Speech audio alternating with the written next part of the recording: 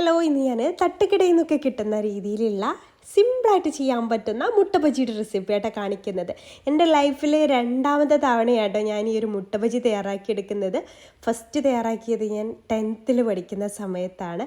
അതോടുകൂടി ഞാൻ ഇനി മേലാൽ മുട്ട ബജി ഉണ്ടാക്കൂല എന്ന് പറഞ്ഞ് നിർത്തിവെച്ച സംഗതിയാണ് കേട്ടോ. അപ്പോൾ മുട്ട ബജി ഉണ്ടാക്കുമ്പോൾ ഒരുപാട് കാര്യങ്ങൾ ശ്രദ്ധിക്കണം.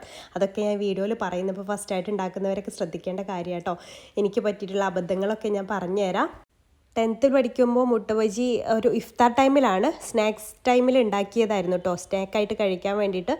അതങ്ങ് പൊട്ടിത്തെറിച്ച് എണ്ണയിലേക്ക് ഇട്ട് പൊട്ടിത്തെറിച്ച് എൻ്റെ മുഖം പകുതി ഭാഗം പൊള്ളിയിട്ട് ബ്ലാക്ക് കളറായിട്ടുണ്ടായിരുന്നു കേട്ടോ. അപ്പോൾ അത് മുട്ട ബജി ഉണ്ടാക്കുമ്പോൾ എല്ലാവരും ശ്രദ്ധിക്കേണ്ടത്. അതിൻ്റെ ശേഷം ഞാൻ ഉണ്ടാക്കിയിട്ടേ ഉണ്ടായിരുന്നില്ല കേട്ടോ. അപ്പോൾ അതിന് ശേഷം ആദ്യമായിട്ട് ഉണ്ടാക്കുന്ന സംഗതിയാണ്. അപ്പം ഞാൻ പറഞ്ഞുതരാം അളവും കാര്യങ്ങളൊക്കെ. 1 കപ്പ് കടലമാവ് ഞാൻ എടുത്തിട്ടുണ്ട്. അതിലേക്ക് 1 ടേബിൾ സ്പൂൺ അരിപ്പൊടി, അതുപോലെ ഒരു നുള്ള് ബേക്കിംഗ് സോഡ ചേർത്തിട്ടുണ്ട് കേട്ടോ. ഓപ്ഷണലാണ്. നല്ല ഫ്ലഫി ആയിട്ട് നമുക്ക് തട്ടുകടയിൽ നിന്ന് കിട്ടുന്ന രീതിയിൽ കിട്ടണമെന്നുണ്ടെങ്കിൽ ഒരു നുള്ള് ചേർത്ത് കൊടുക്കണം. പിന്നെ 1 ടീസ്പൂൺ കാശ്മീരി മുളക് പൊടിയും കുറച്ചൊരു 1/4 ടീസ്പൂണിൻ്റെ അടുത്ത് ഉപ്പും ചേർത്ത് കൊടുക്കാം. പിന്നെ കായപ്പൊടി അതൊരു 1/4 ടീസ്പൂൺ ചേർത്തിട്ട് നന്നായിട്ടൊന്ന് മിക്സ് ചെയ്തെടുക്കുക കേട്ടോ. കായപ്പൊടിയുടെ കുറഞ്ഞൊരു ടേസ്റ്റ് കൂടെ വരണം, അതിനാണ് കായപ്പൊടി കുറച്ച് 1/4 ടീസ്പൂൺ ചേർത്തിട്ടുള്ളത്. എന്നിട്ട് നന്നായിട്ടൊന്ന് മിക്സ് ചെയ്തതിന് ശേഷം കുറേശ്ശെ വെള്ളം ഒഴിച്ചിട്ടൊന്ന് മിക്സ് ചെയ്തെടുക്കുക കേട്ടോ. ഒരുപാട് വെള്ളം ഒഴിച്ച് കൊടുക്കരുത്.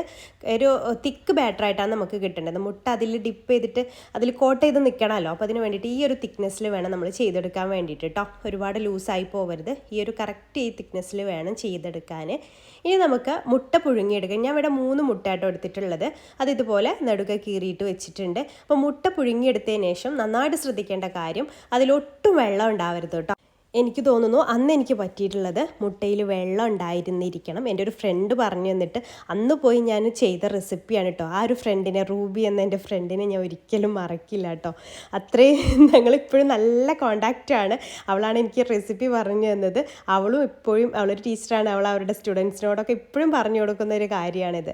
അപ്പം ഞാനിത് നിങ്ങൾക്ക് ഒരു ശ്രദ്ധ വേണം എന്നുള്ള രീതിയിലാണ് കേട്ടോ ഇത് പറയുന്നത്. ഇതുപോലെ നിങ്ങൾക്ക് ആരെങ്കിലും സംഭവിച്ചിട്ടുണ്ടെങ്കിൽ ഒന്ന് പറയുന്നുണ്ട് കേട്ടോ കമൻറ്റിലൂടെ. അപ്പം ഓയിൽ നന്നായിട്ട് ചൂടാവണം. ഞാൻ ഫസ്റ്റ് ഇട്ടത് ചൂടായിട്ടില്ല. ഓയിൽ നന്നായിട്ട് ചൂടായെങ്കിൽ മാത്രം നല്ല ഫ്ലഫി ആയിട്ട് ഇത് കിട്ടുള്ളൂ കേട്ടോ. അപ്പോൾ അത് പ്രത്യേകം ശ്രദ്ധിക്കുക.